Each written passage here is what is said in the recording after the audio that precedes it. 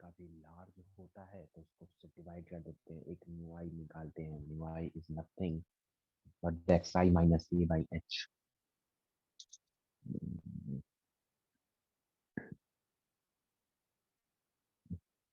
से डिविजन निकाल के उसको हाइट से डिवाइड करना है, फिर हाइट से मल्टीप्लाई भी तो करना है बेटे। तो a plus H into sigma F I mu I sigma F I determinate mean को जोड़ डिवाइड कंबाइंड अरिथमेटिक मीन आएगा। ठीक है मेरे पास n x bar plus n x bar plus n x bar. We read the statistics, some of the deviation from some of the statistical data, the sum of the deviation, right? Zero sum of deviation with zero. The statistical data, the sum of the square of deviation of item is the least. Xi square minus x bar is the least.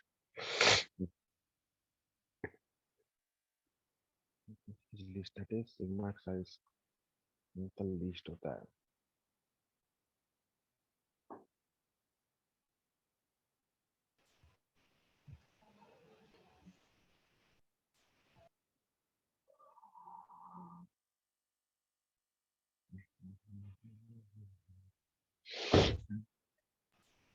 Mic off कर ले भाई।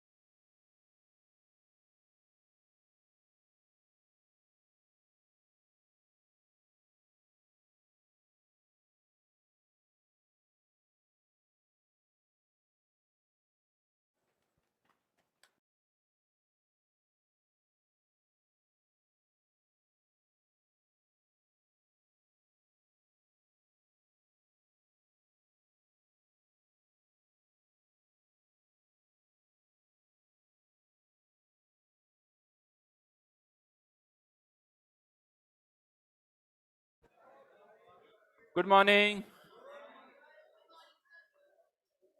क्या था homework, क्या है? नहीं है?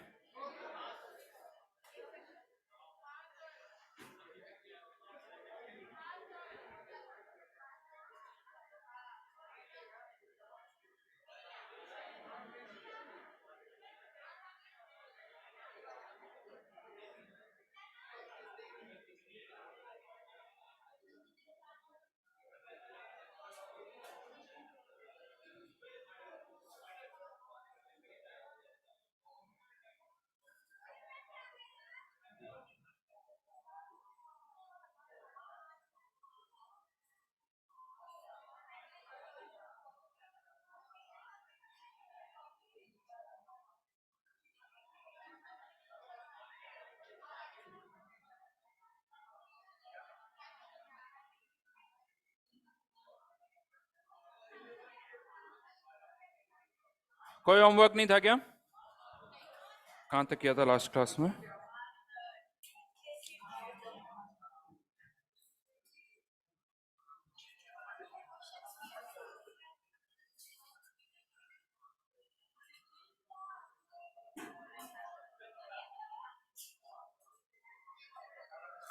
हाँ जी, तो स्ट्रॉन्ग एसिड और वीक एसिड वाले केसेस कर लिए थे हमने, याद है? क्या करोगे वीक एसिड के केस में? कोई खड़े होके बताए किस कंसंट्रेशन पर, यानी क्या कंडीशन होगी तो वाटर का कंट्रीब्यूशन नहीं लेंगे? आवाज नहीं। हाँ, क्या कंडीशन पर वाटर का कंट्रीब्यूशन नहीं लेंगे? Less than. तो एक आवाज नहीं, वापस बोलो।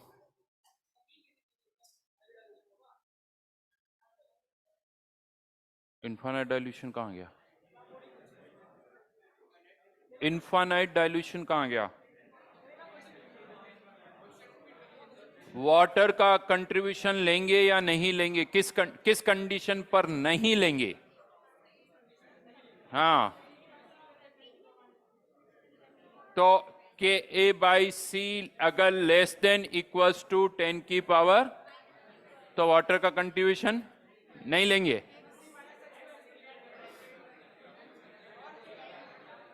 कौन बत तो नहीं लेंगे। ग्रेट, अच्छा, इस पर नहीं लेंगे।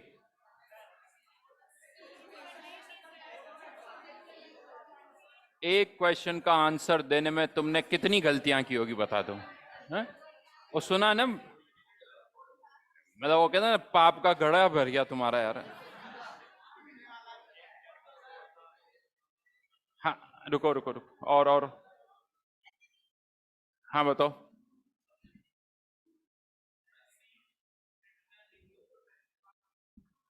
हाँ, तो फिर हम वाटर का कंट्रीब्यूशन नहीं लेंगे। और इसमें जब आगे बढ़ते हैं तो एक और सिचुएशन आती है, क्या इस एक्स को नेग्लेक्ट करना है या नहीं करना है?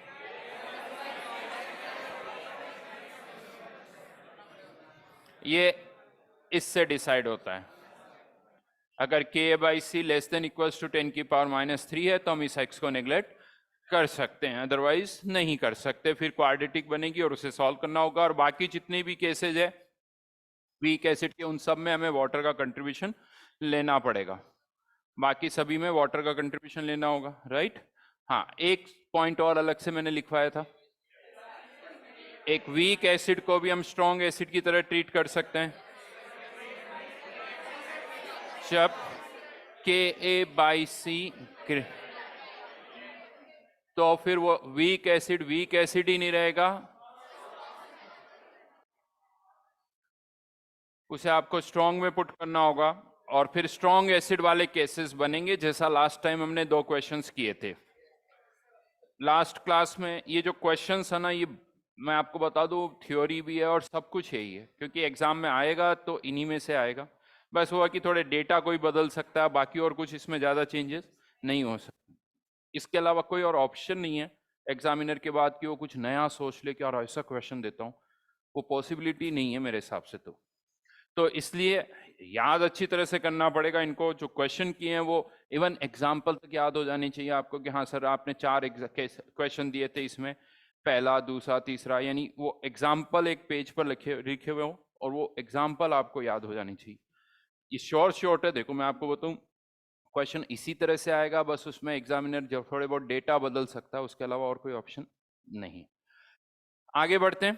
तो ये तो था वीक एसिड वाला केस, स्ट्रॉन्ग एसिड वाला केस। अच्छा, एक चीज अब मैं आपको यहां पर बता देता हूं कि इस चैप्टर में अब हम कहीं पर भी वाटर का कंट्रीब्यूशन कंसिडर नहीं करेंगे। क्वेश्चन ये भी आता है अभी क्यों कर रहे हैं, तो अभी क्या था, क्वेश्चन बड़े सिंपल से हो रहे थे कि पानी में एक एसिड डाल रहे हो या एक बेस डाल रहे हो, तो उनको सॉल्व करना बहुत आसान था। तो इसीलिए हमने उनकी कंसंट्रेशन को 10⁻⁷, 10⁻⁸ इस रेंज में लेके चले गए, ताकि वाटर का कंट्रीब्यूशन भी पिक्चर में आए। लेकिन अब जो हम आगे बढ़ेंगे तो थोड़ा कॉम्प्लिकेशन पहले ही है, तो इसीलिए इतनी कम कंसंट्रेशन की हम बात ही नहीं करते। तो इसीलिए अब आगे जब हम बढ़ रहे हैं तो ये मान के चलो मोस्टली क्वेश्चन में कंसंट्रेशन 0.1, 0.01 या 0.001 इस रेंज में ही होती है। अभी करेंगे तब और समझ में आएगा। तो अब मैं एक पार्ट करवा चुका हूँ, वो टेबल जो हमने बनाई थी, राइट, उसमें नेक्स्ट पार्ट पर मैं आ रहा हूँ। pH of A solution containing more than 1 acid, इसके बाद पॉलीप्रोटिक वाला केस आएगा। ये एक तरह से थर्ड केस हो गया। pH of A solution containing more than 1 acid or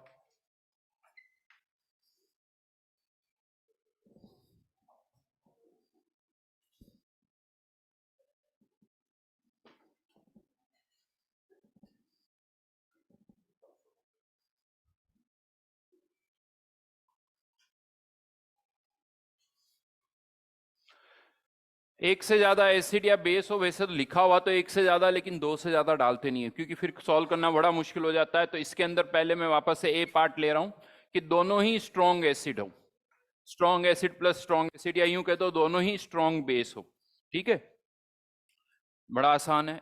ये स्ट्रॉन्ग एसिड जो होते हैं ना, देखो ये 100% आयोनाइज होते हैं, इन पर कॉमन आयन इफेक्ट नहीं लगता है। इनका के इतना ज्यादा होता है कि अभी भी ये 100% आयोनाइज होंगे। तो अगर एक सॉल्यूशन है जिसमें मान लो HCl है जिसकी कंसंट्रेशन है C1, HNO3 भी है जिसकी कंसंट्रेशन है C2, तो कोई पूछे कि बताओ H प्लस आयन कंसंट्रेशन कितनी होगी, तो आंसर क्या आ जाएगा बताइए, C1 प्लस C2।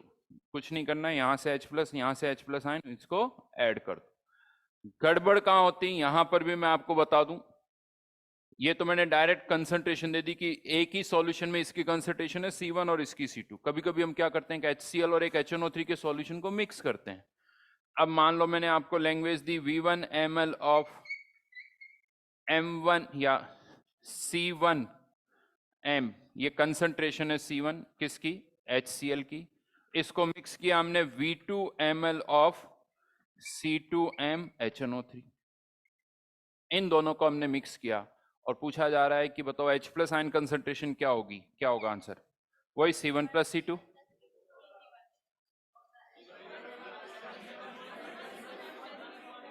यहाँ अब C1 प्लस C2 नहीं हो, मिक्सअप करते ही कंसंट्रेशन चेंज हो जाए। अब मिक्सअप करने के बाद इसकी concentration V1 C1 upon V1 plus V2, ये मिक्सअप करने के बाद HCl की कंसंट्रेशन और यहाँ पर HNO3 की V2C2 अपॉन V1, क्योंकि ये V1 C1 क्या हो गए, इसके मोल्स हो गए। हाँ ऑब्वियसली मिक्सअप करने पर HCl के मोल्स तो जो है वही रहेंगे, डिवाइडेड बाय टोटल वॉल्यूम, जो कि क्या हो गया V1 प्लस V2। अब दोनों को आप ऐड कर सकते हो तो आंसर क्या आ जाएगा, V1 C1 plus V2C2 plus divided by V1 plus V2। हाँ वो किसकी कंसंट्रेशन आएगी, H प्लस की। यहाँ गड़बड़ नहीं होनी चाहिए, और ये चीज यहाँ नहीं है, हर जगह आगे इस चैप्टर में कहीं पर भी दो सॉल्यूशन को मिक्स कर रहे हो तो आप मिक्सअप जब करते हो तो कंसंट्रेशन बदल जाती है, तो पहले कुछ और सोचने से पहले ये सोचो कि यार मिक्सअप करने के बाद की कंसंट्रेशन क्या होगी, पहले वो निकालो और फिर आगे के स्टेप्स को फॉलो करो कि हाँ अब हमें इसको आगे कैसे सॉल्व करना है। तो ये थ्रू आउट दी चैप्टर याद रखना, ये बहुत कॉमन मिस्टेक है। वैसे ये वॉल्यूम वाला केस मैंने केमिकल इक्विलिब्रियम में भी बहुत बताया, वहां पे भी मैंने आपसे कहा कि कंसंट्रेशन और मोल्स में हम बहुत कंफ्यूज होते हैं।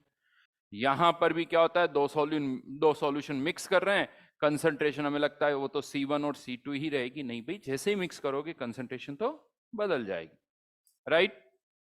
तो इसमें तो ज्यादा कुछ है नहीं आयनिक वाला पार्ट, और ये आयनिक नहीं है, ये तो सिंपल सा मोल कॉन्सेप्ट है, कंसंट्रेशन टर्म है, यहाँ आयनिक कुछ आए नहीं, क्यों, क्योंकि अल्फा तो 1 है, 100% आयोनाइज हो रहा है, तो चाहे मिक्सअप करो या ना करो आप, अल्फा तो यहां पर 100% ही रहेगा। देन सेकंड केस आता है, अगर एक स्ट्रॉन्ग एसिड को हम वीक एसिड के साथ मिक्स कर रहे हैं, देखो यहां सारी हेडिंग्स में एसिड के अकॉर्डिंग लिख रहा हूं, बट ये बेसिस भी हो सकते हैं। Strong acid plus weak acid, अब क्या होगा, अगर एक सॉल्यूशन में HCl है जिसकी कंसंट्रेशन है C1, एसिटिक एसिड है जिसकी कंसंट्रेशन है C2, क्या होगा बताओ। HCl तो 100% आयोनाइज होगा, फिर एसिटिक एसिड भी पूरा आयोनाइज हो जाएगा, तो इस स्ट्रॉन्ग एसिड का एसिटिक एसिड पर क्या लगेगा, पहले वाटर पर कॉमन आयन इफेक्ट लग रहा था, अब वाटर हट गया, उसकी जगह किस पे लग रहा है, एसिटिक एसिड, यानी कुछ भी नया नहीं हुआ है। अब आप ये बोल रहे हो कि एसिटिक एसिड पर कॉमन आयन इफेक्ट लगेगा, एसिटिक एसिड के डिसोसिएशन की रिएक्शन लिख दो, ऑलरेडी H प्लस आयन कितने हैं सॉल्यूशन में, HCl के कारण C1, एसिटिक एसिड की कंसंट्रेशन C2, अब एसिटिक एसिड कुछ H प्लस आयन देगा, -X, और यहां पर C1 पता होगा, C2 पता होगा, आपको किसके लिए सॉल्व करना है, X के लिए सॉल्व करना है। किसको नेग्लेक्ट कर सकते हैं, किसको नेग्लेक्ट नहीं कर सकते हैं, वो चेक करना पड़ेगा। क्या मैं इस X को नेग्लेक्ट कर सकता हूं, तो चेक करेंगे, अगर Ka/C2 लेस देन 10⁻³ है तो आप इस X को नेग्लेक्ट कर सकते। पहले वाटर पर कॉमन आयन इफेक्ट लग रहा था, अब किस पर लग रहा है, वीक है, यानी देखा जाए तो कोई नई बात नहीं हुई, यानी ये नए केसेस नहीं है। ये थोड़ी कि एसिटिक एसिड की बजाय नेक्स्ट टाइम फॉर्मिक एसिड का क्वेश्चन आ गया तो सर नया आ गया, अब एसिटिक एसिड हो या वाटर हो या फॉर्मिक एसिड हो, लग तो कॉमन आयन इफेक्ट ही रहा ना, तो वो सारे क्वेश्चन एक ही जैसे होंगे।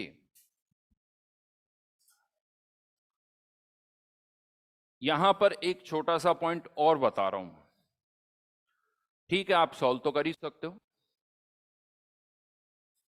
बट मान लेते हैं कि इसी पर कोई एक क्वेश्चन आता है और क्वेश्चन में सपोज करो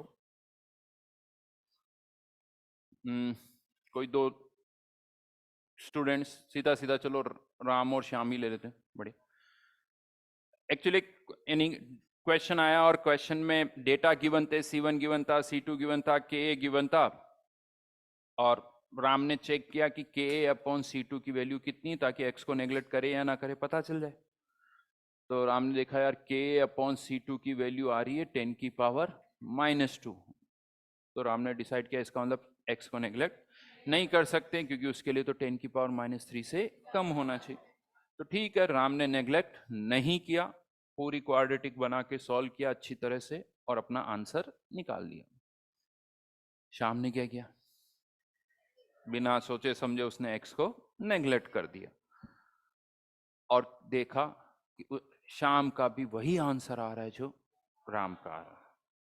श्याम बहुत खुश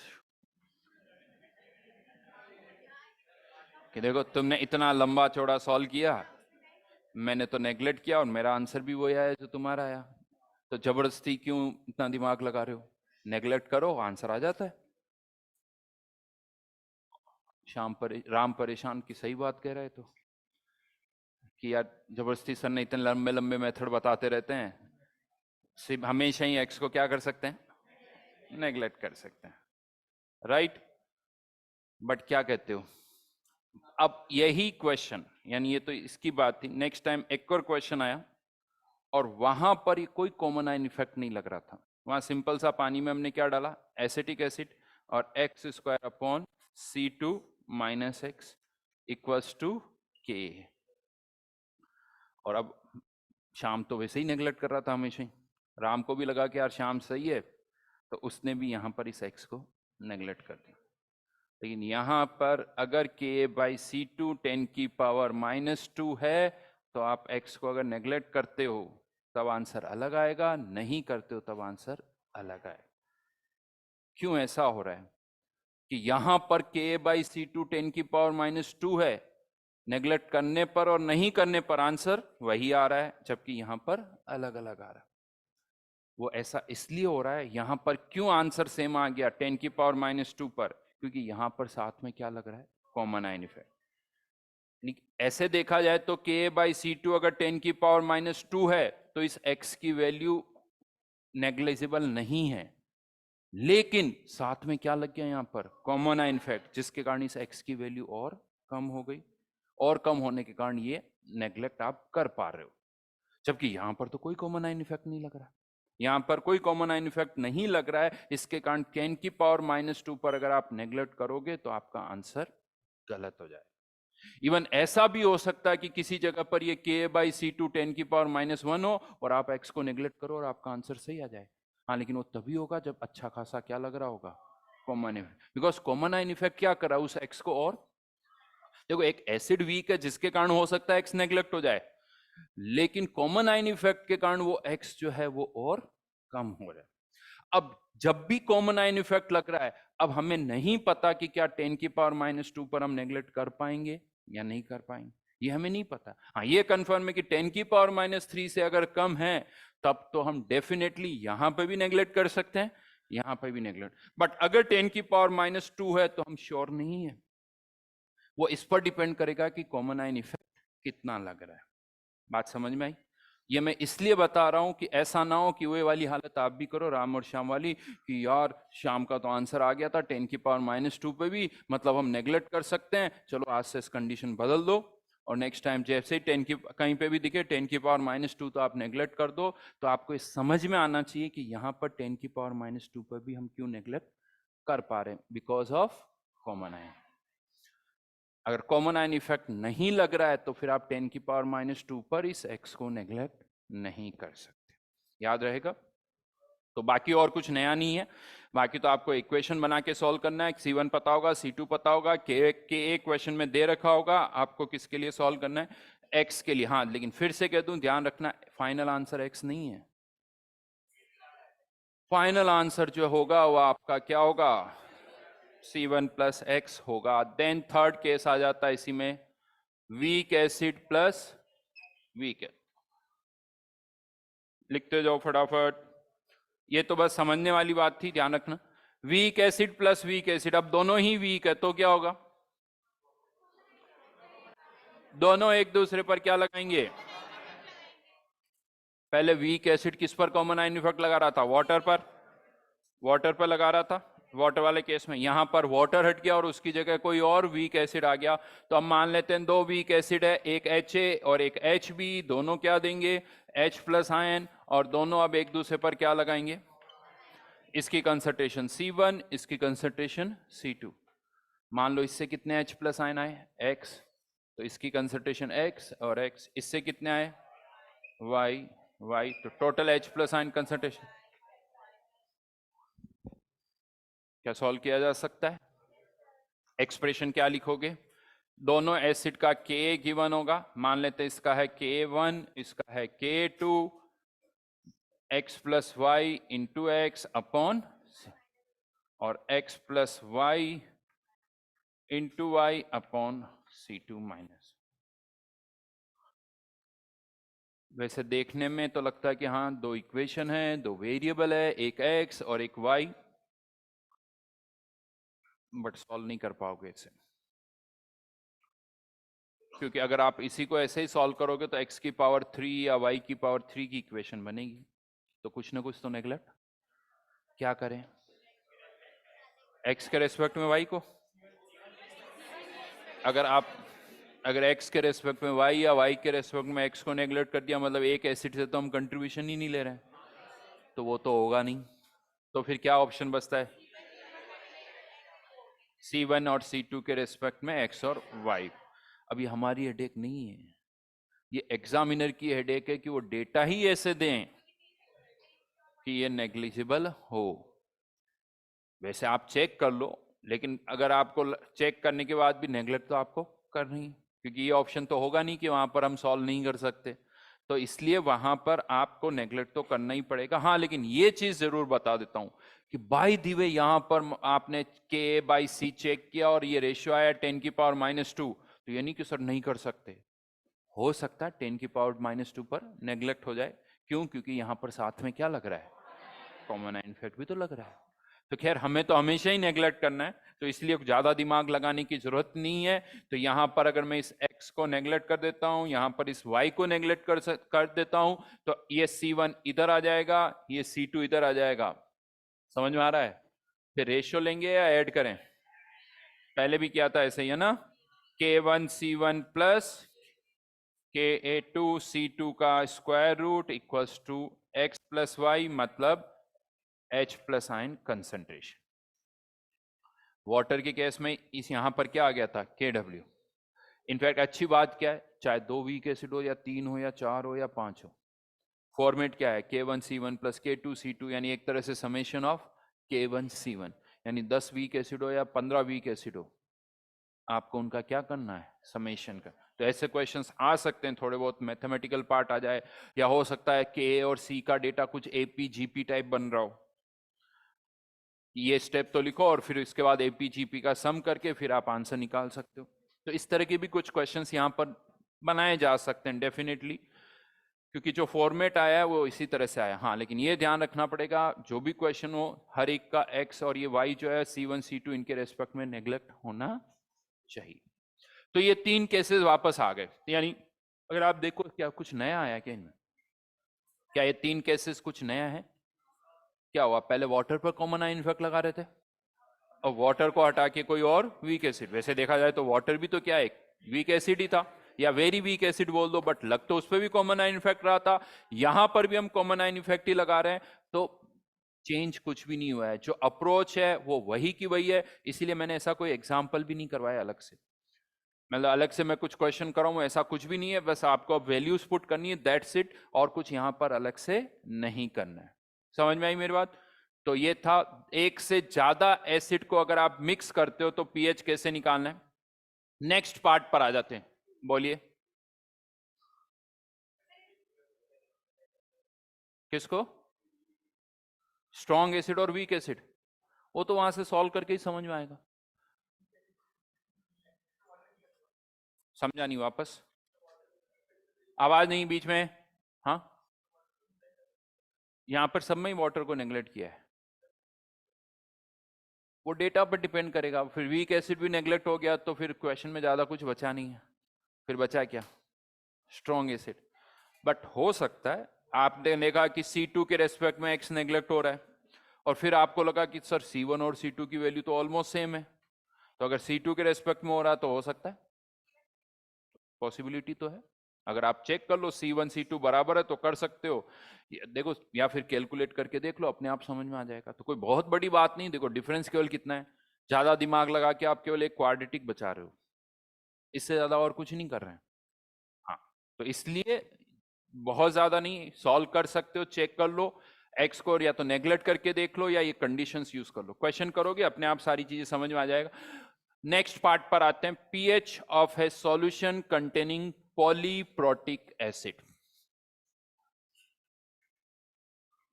और बेस। बोलिए,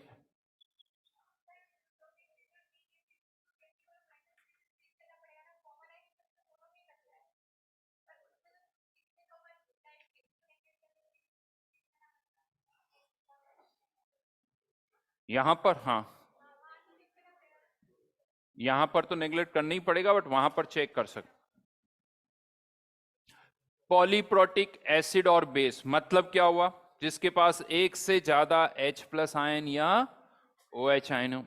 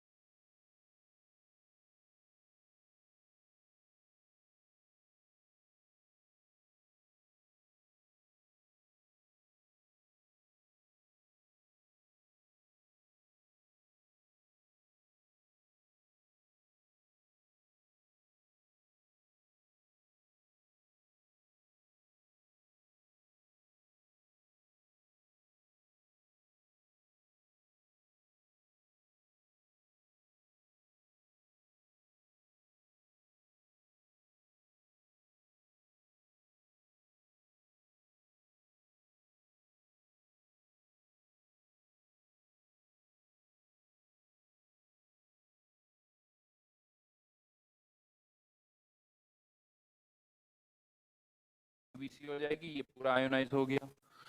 अब क्या होगा, सिंस Ka2 भी 1 से बहुत बड़ा है तो ये Ha माइनस भी पूरा आयोनाइज होगा, और H प्लस आयन कितने बना लेगा, C, तो टोटल H प्लस आयन कितने हो जाएंगे, 2 टाइम्स C। यानी बड़ा आसान सा है, अगर H2A की कंसंट्रेशन है C, तो यहां से आप कह सकते हो H प्लस आयन की कंसंट्रेशन कितनी हो जाएगी, 2 टाइम्स ऑफ C। लिखते जाओ।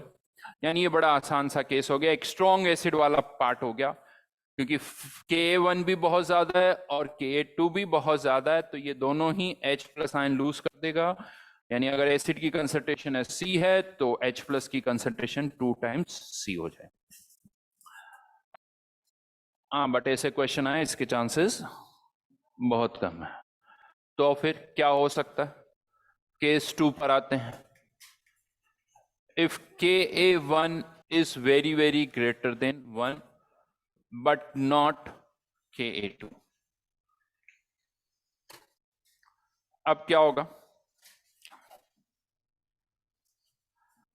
K1 तो बहुत बड़ा है तो फर्स्ट रिएक्शन तो पूरी फॉरवर्ड में आ जाएगी, यानी ये इसकी कंसंट्रेशन C थी, इसका भी C और इसका भी C। अब आप इस क्वेश्चन को ही बदल डालो, आप ये सोचो कि आपने पानी में H2A नहीं डाला, आपने पानी में क्या डाला, एक वीक एसिड कौन सा, Ha माइनस, और साथ में क्या डाल दिया, H प्लस। तो इस H प्लस का इस Ha माइनस पर क्या लगेगा, यानी अब आप Ha माइनस की डिसोसिएशन की रिएक्शन लिखो केवल, ऑलरेडी H प्लस आयन कितने हैं, C, Ha माइनस की कंसंट्रेशन भी C minus X, C plus X, यानी फिर से वही कॉमन आयन वाला केस आ गया। समझ में आ रही मेरी बात, कि एक स्ट्रॉन्ग का वीक पर क्या लग रहा है, कॉमन आयन, यानी Ha माइनस एक तरह से एक वीक एसिड है, उस पर इस H प्लस आयन का क्या लग रहा है, कॉमन आयन फिर। यानी वैसे तो आपने पानी में H2A डाला है, बट आप इसको ऐसे सोचो कि पानी में आपने Ha माइनस डाला है और H प्लस डाला है, तो इस H प्लस का Ha माइनस पर क्या लगेगा, कॉमन आयन फिर। और फैक्ट बताऊं मैं आपको, H2SO4 जो होता है ना, H2SO4 वो सही में इसी कैटेगरी को बिलोंग करता है। हाँ, नॉर्मली हम उसको इस तरह से सोच लेते हैं, बट एक्चुअल में H2SO4 का Ka2 1 से कम होता है, वो 100% आयोनाइज नहीं होता है। लेकिन हमारे लिए वो, देखिए आपको कैसे पता चलेगा कि सर Ka1 ज्यादा है या Ka2 नहीं है, तो बड़ा सिंपल सा है हमारा कॉन्सेप्ट, जिसका Ka दे दिया जाता है ना वो वीक एसिड, और जिसका Ka ना दे रखा हो, जैसे वैसे तो आपको पता है कि सर HCl स्ट्रॉन्ग होता है, HNO3 स्ट्रॉन्ग होता है, बट मैं उसको अलग तरह से पुट करता हूं। आपने इतने सारे क्वेश्चन किए, कभी HCl का कोई Ka देता है, इसलिए हमारी थ्योरी बड़ी अलग है। HCl स्ट्रॉन्ग क्यों है, क्योंकि अगर वो स्ट्रॉन्ग नहीं होगा तो फिर आप सॉल्व ही नहीं कर पाओगे। अगर स्ट्रॉन्ग नहीं है तो Ka गिवन होना चाहिए भाई, अगर स्ट्रॉन्ग नहीं है तो क्वेश्चन में Ka की वैल्यू होनी चाहिए, और अगर Ka की वैल्यू नहीं दे रखी, और ऐसा करोगे आप, H2SO4 के क्वेश्चंस आते हैं, एक दो कुछ क्वेश्चंस ऐसे हैं H2SO4 के जिसमें Ka1 Ka2 दोनों ही नहीं गिवन होते हैं, तो हम मान लेते हैं कि पहला डिसोसिएशन भी पूरा हो रहा है और दूसरा भी पूरा हो रहा है। कुछ क्वेश्चंस ऐसे हैं जिसमें Ka2 गिवन होता है, Ka1 नहीं गिवन होता, वहां नहीं लिखा होगा कि Ka1 बहुत ज्यादा है, बट Ka2 गिवन है, Ka1 नहीं गिवन है, इसका मतलब मान लो कि फर्स्ट डिसोसिएशन तो पूरा हो रहा है, सेकेंड डिसोसिएशन पूरा नहीं हो रहा। इस बार का जो जेई का क्वेश्चन था वो इसी पर था, बट बहुत सारी चीजें और भी मिक्स थी, बट उसमें H2SO4 ही यूज था, Ka1 नहीं दे रखा था और Ka2 की वैल्यू दे रखी थी 1.8 इंटू 10 की पावर -2, तो मतलब वो डेटा यहां पर गिवन था। तो यहां पर केस 1, केस 2 और केस 3 क्या होगा, बिल्कुल से, if Ka1 and Ka2 are small, तो अब ना तो पहला डिसोसिएशन पूरा होगा ना दूसरा हो, तो फिर हम क्या करेंगे, यहां से मान लेते हैं कि इसमें से कितना ही आयोनाइज हुआ, X, ये कितना बनेगा, ये भी कितना बनेगा, लेकिन क्या ये Ha माइनस फर्दर आयोनाइज होगा, ये मान लो, और कितना आयोनाइज हो गया, X माइनस वाई, ये कितना बना, ये कितना बना, बट अब सॉल्यूशन में H प्लस की कंसंट्रेशन, यहां पर भी X प्लस वाई,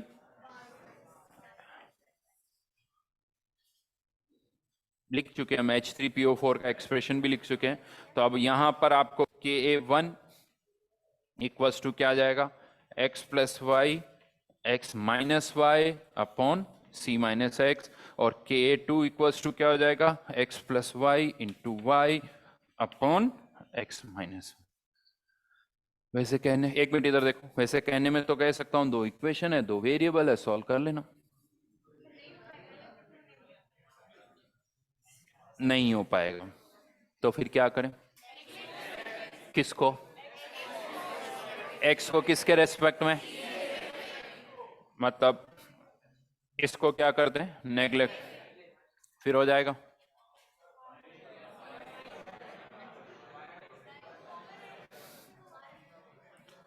यहां पर ये जो K1 होता है, जैसा मैंने आपसे अभी कहा था कि एक H प्लस देने के बाद दूसरे H प्लस की निकलने की टेंडेंसी कम हो जाती है, क्योंकि उस पर नेगेटिव चार्ज आ जाता है, इसीलिए फर्दर H प्लस निकालना मुश्किल होता है।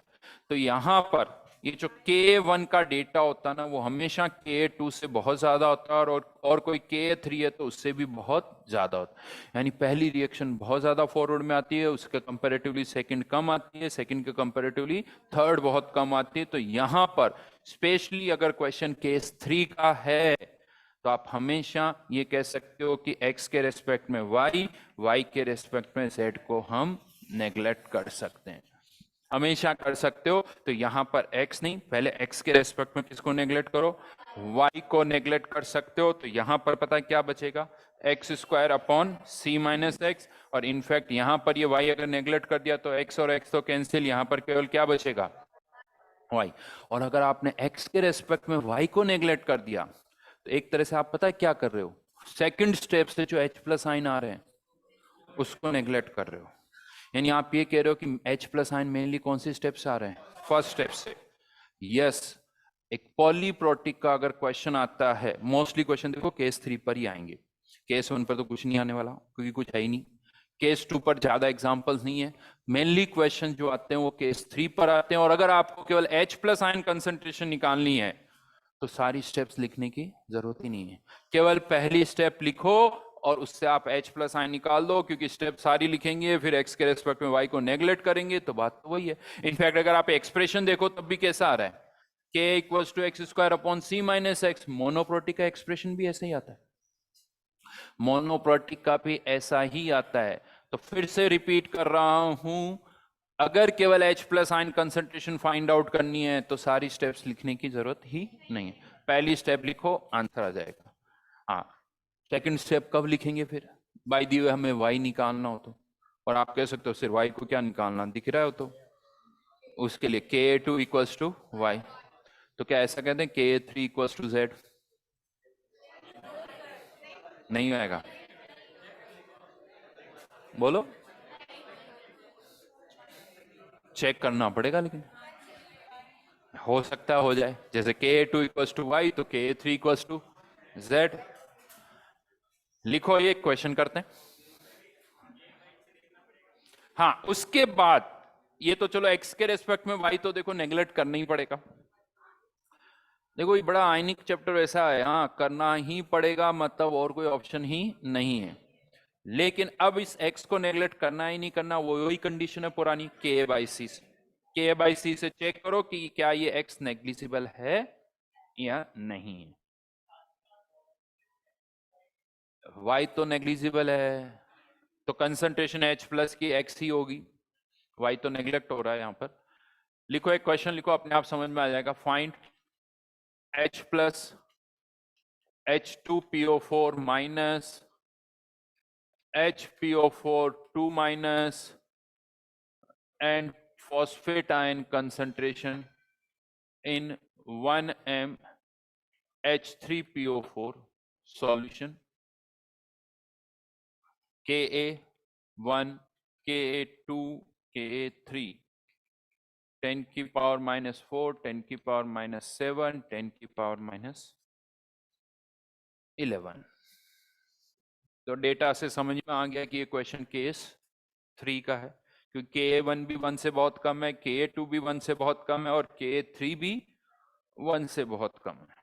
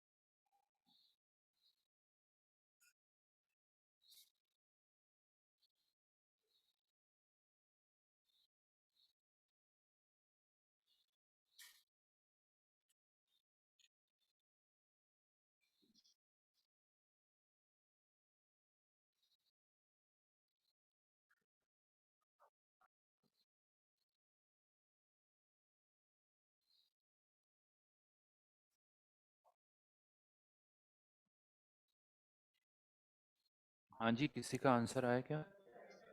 बोला करो। एक्स वाई जेड की वैल्यू बता दो आप तो। 10 की पावर, खड़े होके बताओ। और आगे, बस अभी तो ये तक ही, एक्स तक ही पहुंचे हो।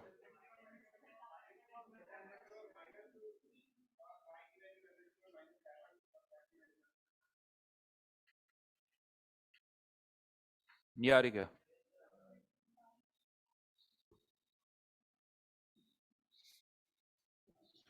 क्या k3 इक्वल्स टू जेड? तो लिखो, एक्स वाई का एक्सप्रेशन लिखो। पहले भी एक बार लिख चुके हो, पता आपको, केमिकल इक्विलिब्रियम में।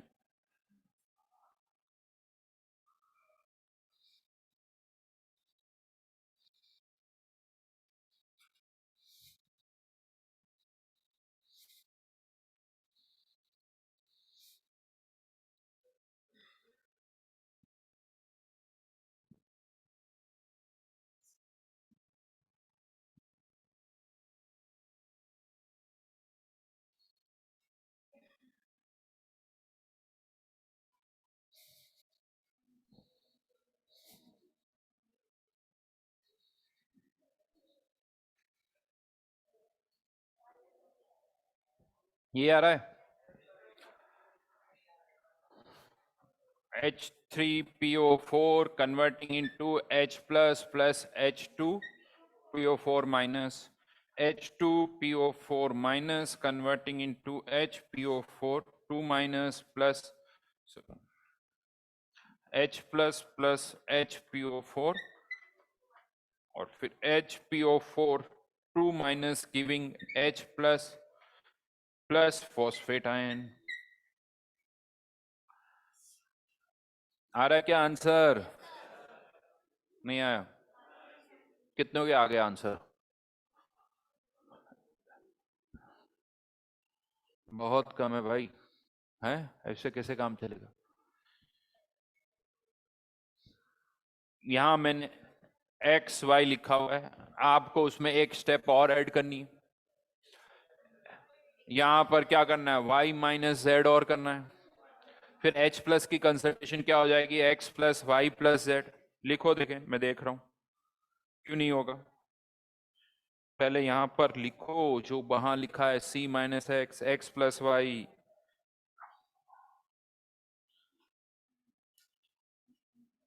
ये भी का है, ये भी नहीं लिखा, उस दिन मैंने पूरा लिखा था।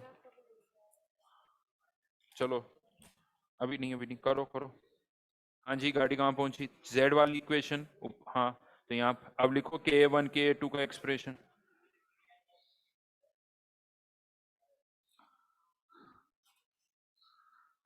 भाई रिएक्शन ही नहीं लिख रहे हो तुम तो, अब लिखोगे? है गजब। खुद लिख लो भाई, पीछे घुमड़ के सीधा बैठो। हो गया।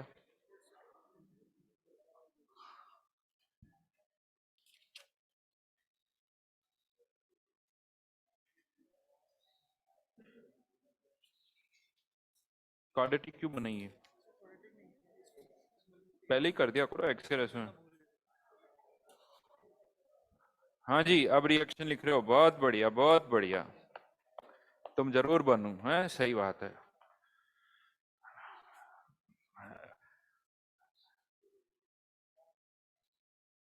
महान है। रिएक्शन अब लिख रहे हैं हम, इतनी देर तो केवल सुन रहे थे। क्या कर रहे थे भाई? ये क्या क्या है? ये क्या सॉल्व कर रहे हो? ऐसे रिएक्शन लिखते हो तुम तो, जगह भी नहीं छोड़ी। आंसर तो तुमने पहले ही लिख लिया, क्वेश्चन लिखा हुआ है, उसके बाद आंसर, फिर रिएक्शन, इतनी देर में से इतना ही लिखा तुमने? हाँ हाँ जी, ठीक है। कुछ गाड़ी आगे बढ़ी अपनी? क्या नहीं हुआ? नेग्लेक्ट करो ना तो, एक्स के रेस्पेक्ट में वाई, वाई के रेस्पेक्ट में जेड करो तो फिर क्या बचा? ये K2 आया। हाँ, तो अब क्या होगा? x ऊपर नीचे दिख रहा है, x दिखा ऊपर नीचे, तो वो नेगलेक्ट हो सकता है, वो कैंसिल आउट हो, बचा क्या फिर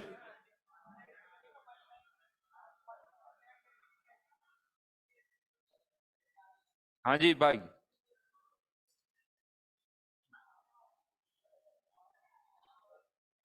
क्या हुआ? बस गाड़ी यहीं,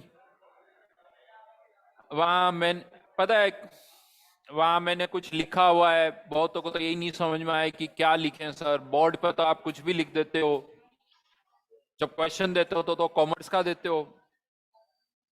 मतलब ये सिचुएशन है कि हम यहां से इसको कॉपी नहीं कर पा रहे हैं। मतलब बहुतों की हालत तो है कि बैठे हुए हैं आराम से, सर अभी जब कुछ लिखेंगे तो लिख लेंगे, नहीं तो नहीं लिखेंगे तो नहीं लिखेंगे, वो भी कोई प्रॉब्लम नहीं है। मतलब ये 2 स्टेप लिखी हुई है, उसकी तीसरी स्टेप हम नहीं लिख पा रहे हैं। मैंने यहाँ एक्स वाई जेड कुछ लिखा है तो वो भी हम नहीं लिख रहे हैं। अरे यार,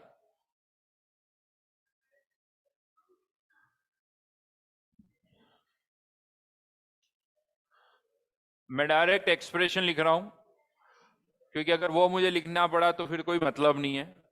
के ए वन इक्वल्स टू आ जाएगा एक्स स्क्वायर अपॉन के ए टू इक्वल्स टू आ जाएगा वाई, लेकिन के ए थ्री इक्वल्स टू जेड नहीं आएगा। उसका लॉजिक बता देता हूं, H plus into phosphate ion concentration जो कि Z होगी, divided by Y minus Z। अगर आप लोग K2 लिखना चाहते हो तो लिख लो X plus Y plus Z into Y minus Z upon X minus Y. यहां से ये दोनों नेग्लेक्ट, ये नेग्लेक्ट, ये नेग्लेक्ट, ये X और ये X क्या हो जाएगा? कैंसिल। डेटा अच्छे हैं तो यहाँ पर 1 के रेस्पेक्ट में हम x को नेग्लेक्ट कर सकते हैं, तो यहाँ से x की वैल्यू आएगी 10 की पावर -2, y की वैल्यू आएगी 10 की पावर -7, और x और y अगर आप यहाँ पुट करते हो तो ये x पुट कर दो, y पुट कर दो, यहाँ से किसकी वैल्यू निकल के आ जाएगी? z, और वो आ रही है 10 की पावर -16, 10 की पावर -16। इनफैक्ट देखा जाए K1, K2, K3 में जितना डिफरेंस नहीं है उससे ज्यादा डिफरेंस किसमें है? एक्स वाई जेड में।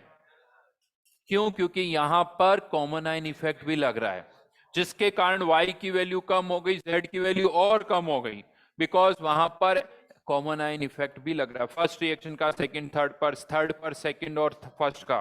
तो इसीलिए एक्स वाई जेड अगर आप चेक कर सकते हो क्या, अब और वैल्यूज निकालने के बाद भी देख सकते हो क्या x के रेस्पेक्ट में y या y के रेस्पेक्ट में z को नेग्लेक्ट कर सकते हैं ना, क्योंकि y और z की वैल्यू बहुत कम है। x के रेस्पेक्ट में y, y के रेस्पेक्ट में z, तो क्या x के रेस्पेक्ट में z नहीं होगा?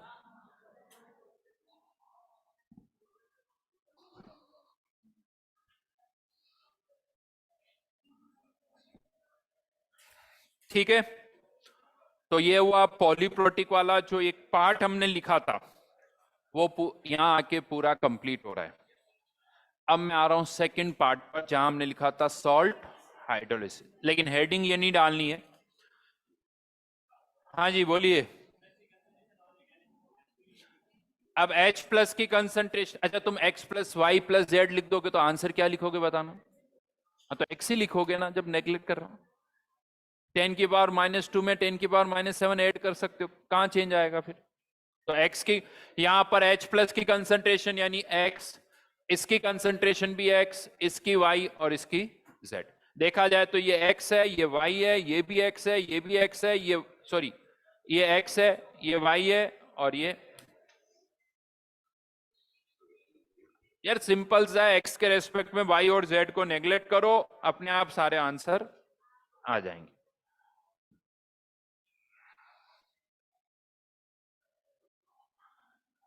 लेकिन अब मैं आगे बढ़ रहा हूं इस चैप्टर में, और बहुत ढंग से सुनोगे तो ही मेरी बातें समझ में आएगी। और यहां तक के क्वेश्चंस अभी मैंने दिए नहीं है, अभी हम क्वेश्चन करेंगे, बहुत ढंग से प्रैक्टिस करोगे तो ही सही रहेगा, नहीं तो धीरे धीरे क्या ना कंफ्यूजन बढ़ता जाएगा। फिर क्या होगा, किसी और क्वेश्चन को सॉल्व करने का तरीका कहीं और पे कर रहे हो। अभी तक तो फिर भी क्या है कि हाँ फिक्स है भाई ये तरीके हैं जिसको हमें यूज करना है, फिर और मेथड्स बढ़ेंगे, किसी और क्वेश्चन का सॉल्यूशन कहीं और कर दोगे, और फिर जो ये क्वेश्चन हो रहे हैं ना वो अभी नहीं होने वाले। उसके लिए जो यहां तक हमने किया है वो अच्छी तरह से याद हो जाना चाहिए, उस पर अच्छी तरह से होमवर्क होना चाहिए, तभी जाके आपकी क्लैरिटी आएगी। बट हाँ, अब जो मैं आपको पढ़ाने जा रहा हूं वो पॉइंट्स जो है सारे, अगर वो हम समझ गए ना तो ऐसा लगेगा कि सर जो आप वापस पढ़ा रहे हो तो ऑलरेडी रिपीटेड है, यानी सब कुछ रिवाइज कर रहे हो। अगर हमें वो बात समझ में आ गई तो लगेगा सब कुछ रिवीजन है, और बात समझ में नहीं आती तो ऐसा लगेगा कि सर इतने सारे केसेस तो पहले पढ़ा दिए, अब इतने सारे केसेस और हो गए, हम तो कंफ्यूज हो रहे हैं। तो इसीलिए ढंग से सुनना, अगर ढंग से सुनोगे तो सब कुछ ऐसा लगेगा कि रिवीजन हो रहा है। बहुत सारी बातें बताऊंगा, छोटी छोटी बातें बताऊंगा, जिसके कारण लगता है ना आइनिक में क्वेश्चन क्यों नहीं होते हैं, उसके लिए कोई बड़ी बात नहीं है यार सर ये टफ क्वेश्चन नहीं आता। प्रॉब्लम बहुत बेसिक लेवल पर है जिसके कारण क्वेश्चंस नहीं होते हैं। वो बेसिक लेवल क्या है वो भी अभी समझ में आएगा। तो पहले हमें आरएनएस और ब्रोंस्टेड एसिड बेस्ड थ्योरीज को समझना होगा। इनफैक्ट यूं कह तो ज्यादा किसको समझना होगा, ब्रोंस्टेड की जो थ्योरी है। बात करें अगर हम आरएनएस, एक हेडिंग डाल दो RNS and Bronsted acid base theory, बहुत इंटरेस्टिंग चीज मैं बता रहा हूं आप लोगों को। और ये बता दूं अभी आगे फ्यूचर में भी अगर इस तरह से कुछ पढ़ रहे हो तो ये बहुत हेल्प करने वाला है, ये बहुत ज्यादा आपकी हेल्प करने वाला, अगर कहीं पर भी इसकी जरूरत पड़ी तो आगे फ्यूचर में। आरएनएस क्या कहता है, कोई आरएनएस के अकॉर्डिंग एसिड का मतलब क्या होता है, जो H प्लस आयन देता है, गिव्स H प्लस आयन, और बेस जो होता है वो क्या देता है, OH आयन। ठीक है, लेकिन यही ब्रोंस्टेड क्या कहता है, एसिड जो है वो तो H प्लस आयन ही देता है, गिव्स H प्लस आयन, लेकिन बेस जो है वो H प्लस आयन क्या करता है, एक्सेप्ट करता है। एसिटिक एसिड एक एसिड है, अगर आरएनएस के अकॉर्डिंग हम उसको लिखें तो आरएनएस के अकॉर्डिंग हम उसकी रिएक्शन को कुछ ऐसे लिख सकते हैं, CH3COOH, और ये क्या दे रहा है, एसिटेट आयन और H प्लस आयन। ठीक है, और हम ये कहते हैं कि पानी में H प्लस या H3O प्लस एक ही बात है, क्योंकि वैसे पानी में H प्लस की फॉर्म में नहीं रहता, H3O प्लस की फॉर्म में रहता है, बट उनकी कंसंट्रेशन दोनों की बराबर होती है। इवन एक्सपेरिमेंटली हम यहाँ से इसकी Ka की वैल्यू निकाल सकते हैं, अगर एसिटेट आयन की कंसंट्रेशन पता हो, H प्लस की पता हो, divided by acetic acid at equilibrium, तो यहाँ से Ka की वैल्यू निकल जाती है, और ये Ka का डेटा अराउंड 10 की पावर -5 आता है। और इस K से ही हम ये बोलते हैं, क्योंकि एसिटिक एसिड का Ka कम है, इसीलिए हम बोलते हैं कि एसिटिक एसिड एक वीक एसिड। किसी को भी आप स्ट्रॉन्ग या जो वीक बोलते हो वो उसके K या Kb से बोलते हो, तो ये इसका K हो गया। बट इसी रिएक्शन को ब्रोंस्टेड कहता है कि ऐसे मत लिखो। ब्रोंस्टेड ये कहता है कि कोई भी अगर H प्लस आयन दे रहा है ना, तो वहां कोई ना कोई H प्लस आयन ले भी रहा होगा। यानी इस रिएक्शन को अगर आप लिख रहे हो तो एसिटिक एसिड H प्लस दे रहा है और वाटर यहां पर H प्लस आयन ले रहा है। यानी जैसे रिडॉक्स रिएक्शन में होता है ना कि अगर ऑक्सीडेशन हो रहा है तो साथ में रिडक्शन भी होगा, तो कोई H प्लस दे रहा है तो वहां कोई ना कोई H प्लस आयन ले भी रहा होगा। मतलब यहां पर ये क्या हो गया, एसिड, ये क्या हो गया, बेस, क्योंकि ये H प्लस आयन दे रहा है और ये H प्लस आयन ले रहा है। हाँ, बात आती इसका Ka कितना होगा, रिएक्शन तो वही है, acetic acid acetic acid acetate ion और H प्लस H3O प्लस, और हम तो कह रहे हैं कि H प्लस की कंसंट्रेशन किसके बराबर है, H3, और वाटर तो वैसे भी Ka के एक्सप्रेशन में अपीयर नहीं होता है, या होता है क्या, तो यहां पर भी अगर आप Ka निकालोगे तो ये Ka कितना आएगा, 10 की पावर -5, बिकॉज ये कंसंट्रेशन बराबर, ये बराबर, ये बराबर, H2O वैसे एक्सप्रेशन में नहीं आ रहा है। तो आप रिएक्शन ये लिखो या ये लिखो, एक ही बात है। हाँ, ये कह सकते हो ये आरएनएस के अकॉर्डिंग है और ये ब्रोंस्टेड के अकॉर्डिंग है, अदरवाइज दोनों में कोई डिफरेंस नहीं है। समझ में आई बात यहां तक। लेकिन ब्रोंस्टेड की जो कॉन्सेप्ट है ना वो आरएनएस से बहुत ज्यादा अच्छा है, कैसे ज्यादा अच्छा है वो मैं आपको यहाँ पर अब समझा रहा हूँ। एक तो हमें भी पता है कि यार पानी में H+ की फॉर्म में नहीं रहते, H2O+ की फॉर्म में रहते हैं, तो वो चीज यहाँ से साफ साफ दिख भी रही है ब्रॉन्स्टेड। दूसरा ब्रॉन्स्टेड ये कहता है कि कोई भी एसिड बेस जो रिएक्शन होती है ना उसमें 2 एसिड और 2 बेस इन्वॉल्व होते हैं। जैसे एक एसिड ये एक बेस ये, और हम सबको पता है कि कोई रिएक्शन फॉरवर्ड में जाती है तो वापस बैकवर्ड में भी आती है, डायनेमिक इक्विलिब्रियम होता है। इसका मतलब बैकवर्ड डायरेक्शन से देखा जाए तो ये H+ आयन दे रहा है, और ये तो ये क्या हो गया, ये क्या हो गया, यानी इस रिएक्शन में 2 एसिड इन्वॉल्व है और 2 बेस इन्वॉल्व है। इवन अगर हमें इक्विलिब्रियम कांस्टेंट की वैल्यू पता हो तो हम अगर जैसे यहां पर के कितना 10⁻⁵, इसका मतलब इसकी फॉरवर्ड में जाने की टेंडेंसी बहुत कम, मतलब इसकी H+ देने की टेंडेंसी बहुत कम है, तो इसको हम क्या बोल सकते हैं, वीक एसिड। अगर इसकी देने की कम है तो कह दो इसकी लेने की भी कम है, तो इसे हम क्या बोल सकते हैं, वीक बेस। फॉरवर्ड में जाने की टेंडेंसी बहुत कम है, इसका मतलब बैकवर्ड में आने की टेंडेंसी बहुत ज्यादा है, मतलब इसकी H+ आयन देने की टेंडेंसी बहुत ज्यादा है, स्ट्रॉन्ग एसिड, और इसकी H+ लेने की टेंडेंसी बहुत ज्यादा है, तो ये क्या हो गया, स्ट्रॉन्ग बेस। तो इस तरह से वर्ड्स यूज होते हैं। लेकिन अभी मैं आपको बता दूं, कभी भी ये वर्ड बोल रहे हो स्ट्रॉन्ग एसिड वीक एसिड, तो आप ये बोलो कि ये इस रिएक्शन की बात हो रही है ना, और किसी रिएक्शन में हम अलग से सोचेंगे, बट स्ट्रॉन्ग या वीक, इस रिएक्शन में ये वीक है, ये वीक है, ये स्ट्रॉन्ग है और ये स्ट्रॉन्ग है, राइट। फर्दर एक दो वर्ड्स और भी इंट्रोड्यूस किए हैं ब्रॉन्स्टेड ने कि एसिड और बेस का पेयर जिसमें एक H+ आयन का डिफरेंस होता है उन्हें हम क्या बोलते हैं, कॉन्जुगेट एसिड बेस पेयर। यानी ये एसिड और ये इसका क्या हो गया, ये एसिड और ये इसका कॉन्जुगेट बेस है ना, क्योंकि इन दोनों में एक H+ आयन का डिफरेंस है, इन दोनों में भी एक H+ आयन का, तो इन्हें हम क्या बोलते हैं, कॉन्जुगेट एसिड बेस पेयर। ठीक है साहब, कह सकते हो सर ये सब तो हमें पता ही है, कुछ नया नहीं है। सही बात है, यहां तक कुछ भी नया नहीं है। अब एक क्वेश्चन मैं यहां पर आप लोगों से पूछ रहा हूं, ये 2 कंटेनर हमने लिए और इसमें भी 1 लीटर पानी है, इसमें भी 1 लीटर पानी है, ठीक है, 1 लीटर दोनों में। इसमें हमने 1 मोल एसिटिक एसिड डाला और इसमें हमने 1 मोल एसीटेट आयन डाल दिया, राइट। एसीटेट आयन क्या है, बेस, एसिटिक एसिड क्या है, acid, conjugate acid base. Definitely ये सॉल्यूशन एसिडिक हो जाएगा क्योंकि इसमें H+ आयन आएंगे, और ये सॉल्यूशन क्या हो जाएगा, बेसिक, क्योंकि यहां पर आप क्या डाल रहे हो, बेस। क्वेश्चन मेरा ये है कि ये एसिडिक सॉल्यूशन ज्यादा एसिडिक होगा या ये बेसिक सॉल्यूशन ज्यादा बेसिक होगा। मतलब इसी को अलग तरह से पुट करूं तो यहाँ H+ कंसेंट्रेशन ज्यादा होगी या OH आयन कंसेंट्रेशन, यहां पर OH आयन क्यों ज्यादा होगी, क्योंकि ये एसिटेट आयन जो है वो एक स्ट्रॉन्ग बेस है, इसीलिए यहां पर OH आयन कंसेंट्रेशन ज्यादा होगी as compare to H+ ion. चलिए अभी डिस्कशन ऑन है, अभी इसको लॉक नहीं किया हमने, मैं वापस यहां पर आ रहा हूं, अभी वो क्वेश्चन ओपन है, ठीक है। मेरा एक क्वेश्चन है यहां पर, शायद ये मैंने आपसे थर्मोकेमिस्ट्री में भी पूछा था, क्या एसिटिक एसिड जो है, ऐसा बोल सकता हूं, is always a weak acid. वहां पर भी आप लोगों ने ये जवाब दिया था इसी तरह से तेज आवाज में, और फिर मैंने पूछा था कि बताओ फिर ये स्ट्रॉन्ग कब होगा, हमेशा तो वीक नहीं है, तो मैंने ये पूछा था कि ये स्ट्रॉन्ग कब होगा।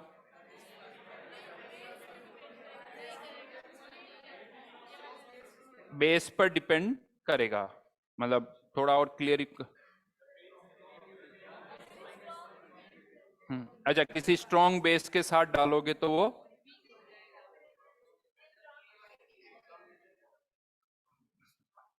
बोलो बोलो और कुछ, खड़े होके बोलो। हाँ चलो, एक तो ये बिल्कुल सही है कि इनफाइनाइट डाइल्यूशन पर एसिटिक एसिड जो है वो स्ट्रॉन्ग हो जाएगा, बिल्कुल, बट उसके अलावा बोले, टेम्परेचर को हटाओ, इनफाइनाइट डाइल्यूशन को हटाओ, उसके अलावा कभी वो और स्ट्रॉन्ग हो रहा होगा।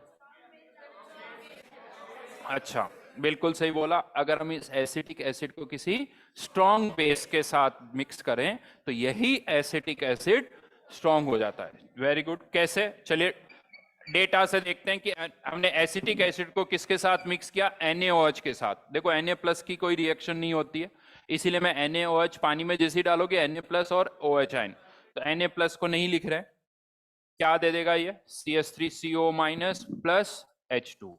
अब पहले तो इस रिएक्शन का इक्विलिब्रियम कांस्टेंट निकालते हैं, क्योंकि ये स्ट्रॉन्ग है या वीक है ये इसके के इक्विलिब्रियम कांस्टेंट पर डिपेंड करेगा।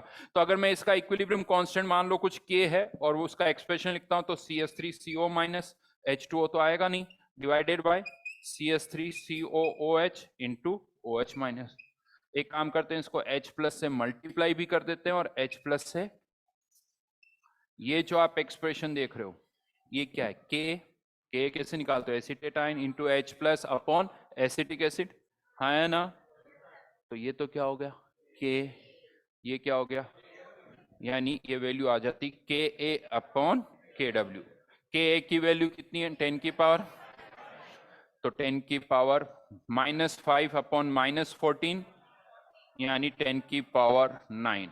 मतलब इस रिएक्शन का इक्विलिब्रियम कांस्टेंट 1 से बहुत ज्यादा है, यानी यहां पर ये एसिटिक एसिड जो है वो एक स्ट्रॉन्ग एसिड है, वो एक स्ट्रॉन्ग एसिड हो गया। OH आयन भी कह सकते हो, OH मतलब NaOH कह सकते हो, तो ये एक स्ट्रॉन्ग एसिड है, ये एक स्ट्रॉन्ग बेस है। डेफिनेटली फॉरवर्ड में जाने की टेंडेंसी बहुत ज्यादा है, तो बैकवर्ड में आने की टेंडेंसी कम होगी, तो ये एक वीक बेस हो गया और ये एक वीक एसिड हो गया, राइट। इसको सिंपली ऐसे भी कह सकते हो, यानी ये एसिटिक एसिड वीक से क्या हो गया, स्ट्रॉन्ग, वही कंपनी मैटर्स है ना।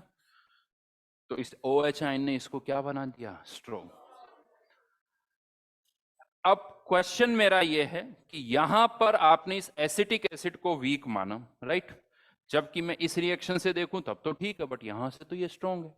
तो वहां पर आप कौन सी रिएक्शन से डिसाइड कर रहे हो, इस रिएक्शन से या इससे, उससे क्यों? इसलिए क्योंकि यहां पर हमने एसिटिक एसिड को किसके साथ मिक्स किया है, वाटर के साथ, यहाँ कोई NaOH हमने नहीं डाला है, इसीलिए आप इस रिएक्शन 1 से डिसाइड कर रहे हो कि हाँ एसिटिक एसिड जो है वो वीक है, 2 से डिसाइड नहीं कर रहे, यही बात है। तो बात आती है एसिटेट आयन की, बात करते हैं कि इस एसिटेट आयन को हम कैसे डिसाइड करें कि ये वीक है या स्ट्रॉन्ग है। मैं इन्हीं रिएक्शंस को वापस से लिख रहा हूं, थोड़ा अलग उल्टा करके, और कुछ नहीं कर रहा हूं। जैसे अगर आप, पहले तो ये रिएक्शन लिख रहा हूं, अगर मैं एसिटेट आयन को पानी में डालता हूं, बेस है पानी में डाल सकता हूं, एसिटेट आयन प्लस H2O, ये क्या करेगा, बेस है तो H+ आयन लेगा, एसिटिक एसिड प्लस OH-। देखा जाए तो कुछ नहीं है, इस सेकंड रिएक्शन को मैंने रिवर्स करके लिखा है, यानी इसका इक्विलिब्रियम कांस्टेंट 10 की पावर -9। मतलब यहां पर ये एसिटेट आयन क्या है, वीक बेस है। ये चलो इक्वेशन नंबर हमारी हो गई 3। और एक और इक्वेशन लिख देते हैं, यही एसिड, यानी यहां पर एसिटेट आयन को आप पानी में डाल रहे हो, एसिटेट आयन क्या है, एक वीक बेस, और जिसका K कितना है, 10 की पावर -9। बट इसी एसिटेट आयन को मुझे अगर स्ट्रॉन्ग बनाना है तो पानी में नहीं, बेस है ना, एसिड के साथ, यानी मान लो आप ऐसे सॉल्यूशन में डालो जिसमें ऑलरेडी HCl है, यानी H+ आयन है, तो यहां पर अगर मैं उसकी रिएक्शन लिखता हूं, H+ आयन मतलब एक तरह से H3O+ लिख सकता हूं ब्राउनस्टेड के अकॉर्डिंग। H+ मतलब जैसे यहां पर NaOH नहीं लिखा, केवल क्या लिखा, OH आयन, तो यहां पर भी केवल क्या लिख रहा हूं, H+। चलिए इसका लिखते हैं, तो एसिटिक एसिड प्लस H2, ये कौन सी रिएक्शन का रिवर्स हो गया, फर्स्ट वाले का, और इसका क्या आया, 10 की पावर 5। ये हो गई हमारी इक्वेशन नंबर 4, राइट। कुछ नहीं किया, इसको भी रिवर्स लिख दिया, इसको भी रिवर्स लिख दिया, बट बोलने में थोड़ा अलग है। एक तो मैं बोलूं रिवर्स कर दिया, इसके वजह मैं बोल रहा हूं बेसिकली क्या कर रहे हो, एसिटेट आयन को यहाँ किस में डाल रहे हो, पानी में, और यहाँ एसिटेट आयन को किस में डाल रहे हो, H+, मतलब HCl के सॉल्यूशन में।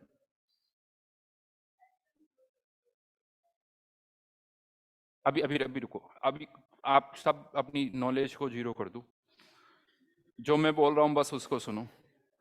तो यहां पर एसिटेट आयन को पानी में डाला और यहाँ एसिटेट आयन को किस में डाला,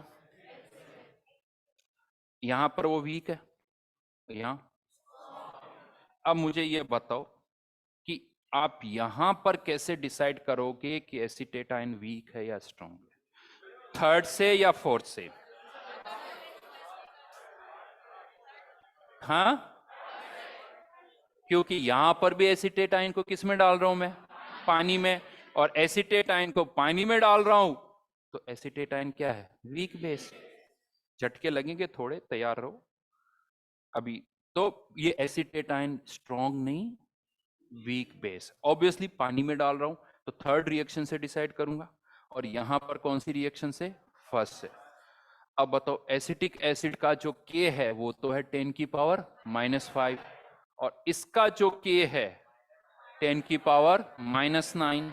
कौन ज्यादा H plus ion?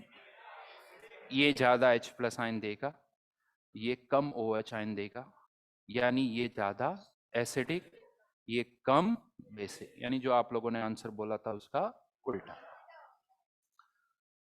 Right, wait करो, वो तो हुआ ही है अभी। यानी यहां पर ये एसीटेट आयन जो है वो एक स्ट्रॉन्ग बेस नहीं है, वो एसीटेट आयन क्या है? एक वीक बेस है, जिसको आप स्ट्रॉन्ग मान रहे थे। यही सबसे बड़ी प्रॉब्लम आयनिक की, कि हमें यही नहीं समझ में आता कि कौन वीक है, स्ट्रॉन्ग है। यानी यही भाई मैंने हेडिंग कैसे दिलवाई, क्वेश्चन कैसे करो, स्ट्रॉन्ग एसिड है तो ऐसे कर देना, वीक एसिड है तो ऐसे कर लेना, और आपने गलती कहां कर दी? वीक और स्ट्रॉन्ग ही डिसाइड करने में जब गलती कर दी तो फिर तो आंसर गलत आना। ओवरऑल पूरी बात सुनना, अच्छी तरह से सुनना, और जो बोल रहा हूं बिल्कुल सही है। कॉन्ट्राडिक्ट जरूर करेगी, आप लोगों के दिमाग में जो है उससे बहुत कुछ कॉन्ट्राडिक्शन आएगा। एक तो भी एक स्टेटमेंट और बोलने वाला हूं जो आप बहुत सालों से यूज कर रहे हो, और वो लगेगा कि नहीं सर वो तो गलत कर रहे हो आप, मतलब आपका स्टेटमेंट को गलत कर रहा हूं। बिल्कुल जो मैं बोल रहा हूँ 100% सही है, और ये सोच के करोगे तभी आयनिक में क्वेश्चन होंगे, अदरवाइज आयनिक के क्वेश्चन नहीं होंगे। यानी कुल मिला के मेरा जो स्टेटमेंट है फाइनली जो मैं दे रहा हूँ वो ये, हाँ ये एसिटिक एसिड भी वीक एसिड है, और एसिटेट आयन भी वीक बेस है। भाई सीधी सी बात, आप किसी भी एसिड या बेस के लिए जब बोलते हो कि वो वीक है या स्ट्रॉन्ग है, तो ऐसा थोड़ी कि इसको तो मैं पानी में डाल रहा हूं तब डिसाइड करूंगा, और एसिटेट आयन को मैं किस में डाल रहा हूं? H3O+ में। ये से थोड़ी होगा। आप किसी के लिए भी बोलते हो ना ये वीक है या स्ट्रॉन्ग है, तब बोलते हो जब आप उसे पानी में डाल रहे हो। HCl स्ट्रॉन्ग है तो तब है जब आप उसे पानी में डाल रहे हो। इसी HCl को आप HClO4 के साथ डाल दो, एसिड छोड़ो वो बेस बन जाएगा। तो आप जो बोलते हो ना, कैसे पूछो HCl क्या है? Strong acid. क्यों? मान रहे हैं कि हम किस में डाल रहे हैं? पानी में। तो एसिटिक एसिड क्या है? Weak acid. क्यों? किस में डाल रहे हैं? पानी में। NaOH के साथ नहीं डाल रहा हूं, क्या मानता हूं? पानी में डाल रहा हूं। इसीलिए कोई पूछे एसिटिक एसिड क्या है, तो आंसर आ जाता है सर वीक एसिड। उसी तरह से अगर कोई ये पूछे आपको कि एसिटेट आयन क्या है, आंसर क्या आना चाहिए? Weak base.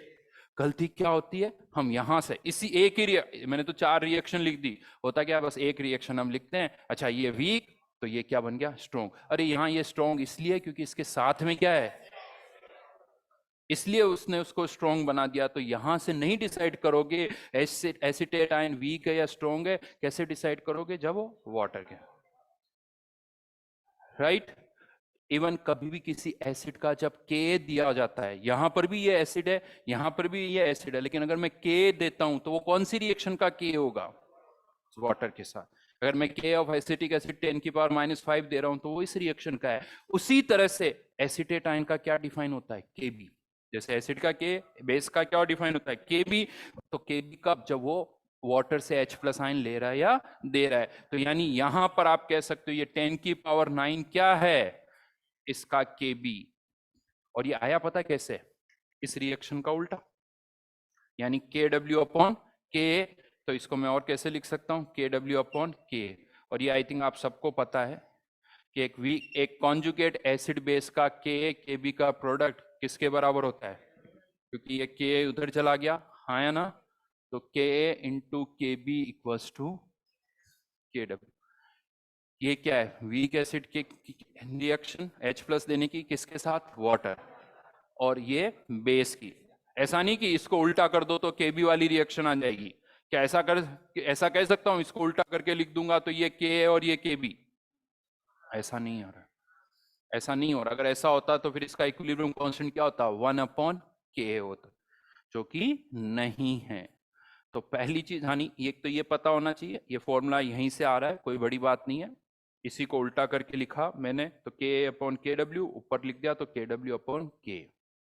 इवन अब आप इस फॉर्मूले से भी समझ सकते हो कि अगर मैं किसी एसिड का Ka 10 की पावर -5 -6 -7 लेता हूं तो Kb की वैल्यू भी कितनी आएगी, -6 -7 -8 -9, यानी Kb 1 से बहुत कम है और उसके कॉन्जुगेट बेस का Kb भी 1 से बहुत कम है, यानी एसिड भी वीक बेस भी वीक। यानी अब जो आपको चेंज करना है फाइनली, जो आप एक स्टेटमेंट बहुत में भी 1 साल 2 साल शायद बोलते आ रहे हो, वो अब यूज नहीं कर सकते हो, और वो है कि एक वीक एसिड का कॉन्जुगेट बेस भी वीक होता है। एक कॉन्जुगेट एसिड का कॉन्जुगेट बेस, हाँ जी बिल्कुल सही बोल रहा हूं मैं, conjugate base of a weak acid is also a weak base। मैं आपको बता देता हूं, ऑर्गेनिक केमिस्ट्री में एक ही रिएक्शन की बात करते हो, वहां पर एसिटेट आयन को अलग से पानी में आप डालने की बात ही नहीं कर रहे, इसलिए वो इसी रिएक्शन की बात होती है, इस तरह से नहीं होती। अब जो पिक्चर बदल रही है, जब हम बोलते हैं यहाँ पर तो एसिटिक एसिड वीक है या स्ट्रॉन्ग है, मतलब मैं उसे पानी में डाल रहा हूँ। एसिटेट आयन वीक है या स्ट्रॉन्ग है, पानी में डाल रहा हूँ। ये दोनों में डिफरेंस है, इसीलिए आयनिक के क्वेश्चन नहीं होते हैं, क्योंकि वही ऑर्गेनिक वाला कॉन्सेप्ट हम यहाँ सुपर इम्पोज करते हैं। देखो ऑर्गेनिक में जो तरीका है वो वैसे ही रहेगा, उसको वैसे ही समझना होगा आपको, क्योंकि वहां पर इसी रिएक्शन की सब कुछ बात हो रही है। लेकिन आप सोचो कि वो कॉन्सेप्ट यहाँ लगा के क्वेश्चन हो जाएंगे, तो वो नहीं होने वाला। यहाँ पर क्वेश्चन जैसे मैं बता रहा हूँ वैसे ही होगा, तो दोनों को बिल्कुल अलग अलग रखो। ये नहीं सर कंफ्यूजन हो रहा है, कोई कंफ्यूजन नहीं हो रहा है।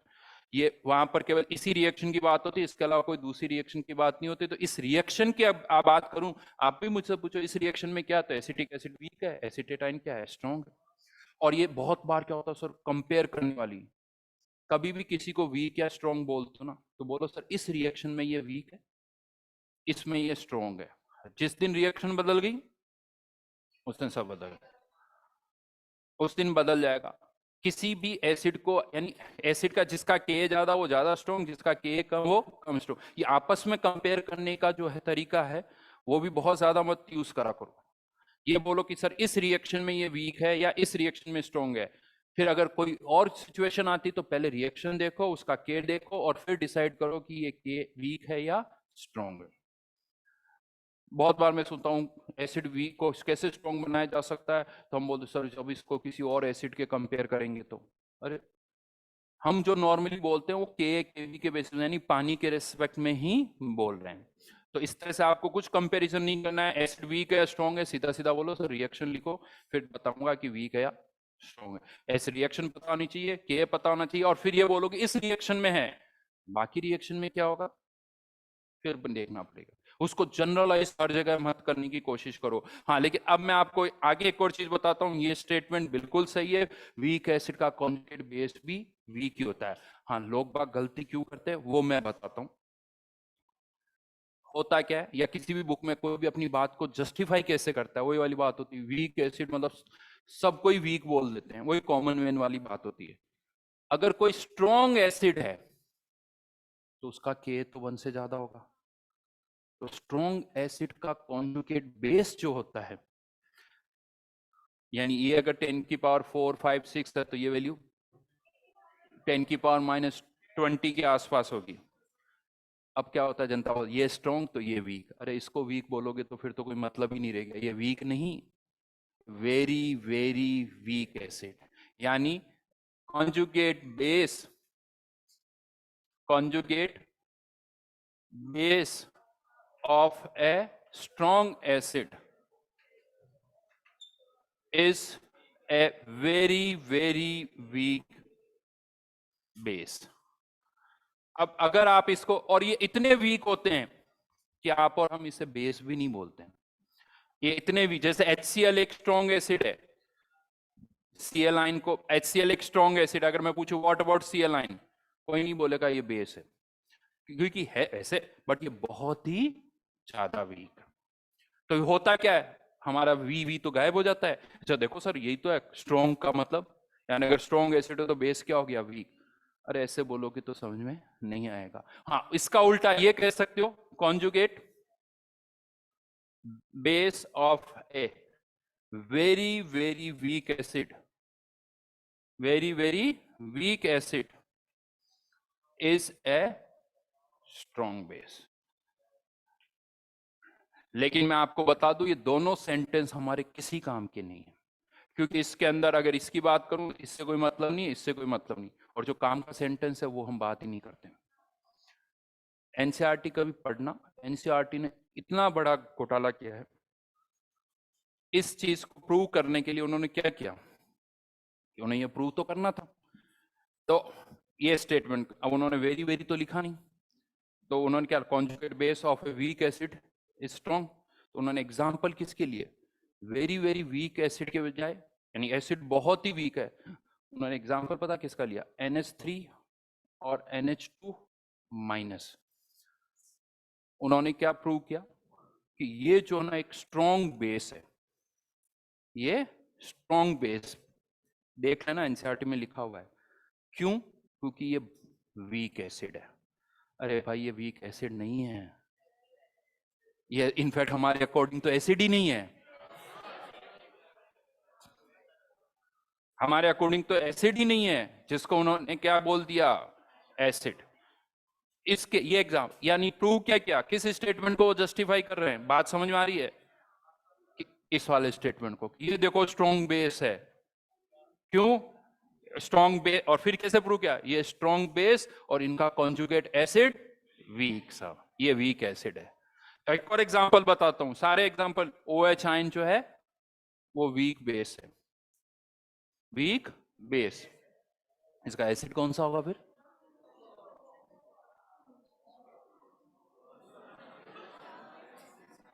नहीं।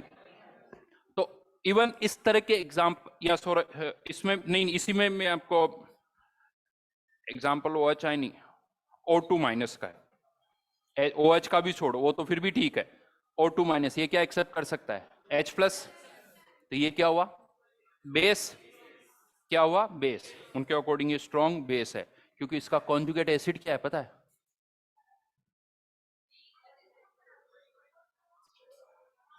प्रॉब्लम होगी आपको, इसलिए प्रॉब्लम होगी कि जिनको आप बेस बोलते आए हो उनको वो क्या बोल रहे हैं, वीक एसिड। तो खैर ये अलग बात है। कंक्लूजन में आपको बता देता हूं, ये तो चलो एनसीईआरटी ने क्या लिखा उससे हमें कोई ज्यादा मतलब नहीं है, बट पॉइंट ये है, कंक्लूजन ये है, एक वीक एसिड का कॉन्जुगेट बेस भी वीक होता है। अभी रुको 5 मिनट और है, सुनना मेरी, ये स्टेटमेंट हम थ्रू आउट यूज करेंगे, और किसी से डिस्कस करने वाली कोई बात नहीं, क्योंकि दुनिया में किसी से भी डिस्कस करोगे तो कोई तुमसे एग्री नहीं करेगा, ये भी बता दूं मैं आपको। हाँ, क्वेश्चन पेपर में वैसे ही सॉल्व होगा, क्वेश्चन पेपर में 100% जो मैं कह रहा हूं वैसे ही सॉल्व होगा, लेकिन किसी को ये सेंटेंस बोलोगे तो वो नहीं मानेगा, और जब 10 लोग दूसरे अपोज करोगे तुम्हें लगेगा सर नहीं गलत पढ़ाया है, लेकिन ये 100% सही है, वो वाली बात ही नहीं है। अब इसमें प्रॉब्लम क्या होती है एक और बताता हूँ, आयनिक के क्वेश्चन करने में एक और प्रॉब्लम क्या होती है वो भी बताता हूँ। ये तो चलो ये प्रॉब्लम हुई कि एक स्ट्रॉन्ग और वीक सर समझ में नहीं आते हैं। टाइम क्या हुआ है, अभी टाइम। तो इवन प्रॉब्लम पता है क्या है, क्या मैं ये भी समझ में नहीं आता कि ये एसिड है या बेस। अभी तो प्रॉब्लम हो रही थी कि वीक है या स्ट्रॉन्ग है, ये समझ में नहीं आता। अब मैं एक और लेवल पर बात कर रहा हूं, क्या मैं ये भी नहीं समझ में आता कि ये एसिड है या बेस है। अब आप ये कहोगे सर इतना अंडर एस्टिमेट मत करो, लेकिन ये रियलिटी है। होता क्या, मैं आर्नियस एसिड बेस तो समझ में आते हैं, लेकिन जैसे ही बात आती है ब्रॉन्स्टेड की वो हमें समझ में नहीं आती। अब मैं आपको बताता हूं, जितने भी एनायंस हैं वो सब H+ आयन ले सकते हैं। हाँ, किसी की टेंडेंसी कम होगी, किसी की ज्यादा होगी, कोई वीक होगा, कोई वेरी वीक होगा, कोई वेरी वेरी वीक होगा। जितने भी एनायंस हैं वो सब क्या है, बेस, और जितने भी केटायंस हैं वो सब क्या है, एसिड। अब इनको एसिड बेस बोलने में हमें प्रॉब्लम होती है, हमारे लिए बस एसिटिक एसिड एसिड है, HCN एसिड है, फॉर्मिक एसिड एसिड है, लेकिन जो जैसे ये केटाइंस आते हैं वहां हम कंफर्टेबल नहीं होते। चलो अब टाइम हो गया, इसलिए नेक्स्ट क्लास में मैं यहीं से पहले स्टार्ट करूंगा, आपसे एग्जाम्पल पूछूंगा कि बताओ एसिड कौन से हैं और बेस कौन से। अपने आप मेरी बात से एग्री करोगे कि हाँ सर प्रॉब्लम तो यही है। और ये स्टेटमेंट अच्छी तरह से बोल लेना, नेक्स्ट टाइम ये मत बोलना कि एसिटिक एसिड वीक है तो इसका कॉन्जुगेट बेस स्ट्रॉन्ग होगा, आयनिक इक्विलिब्रियम में तो नहीं होगा। होमवर्क मॉड्यूल आयनिक है क्या?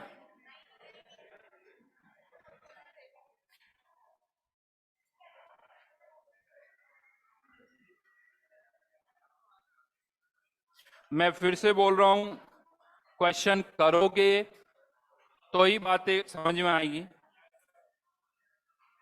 लास्ट ईयर की बात करें तो 2 पूरे के पूरे क्वेश्चन इसी से थे, कभी 2 भी आए हैं, कभी 3 भी आए हैं और कभी नहीं भी आया है। जेई एडवांस की मैं बात कर रहा हूं। बाकी जेई मेंस में आयनिक और केमिकल मिला के ऑलमोस्ट एवरेज एक क्वेश्चन आता है, आयनिक और इक्विलिब्रियम मिला के एवरेज एक क्वेश्चन आता है। Homework exercise 3 question number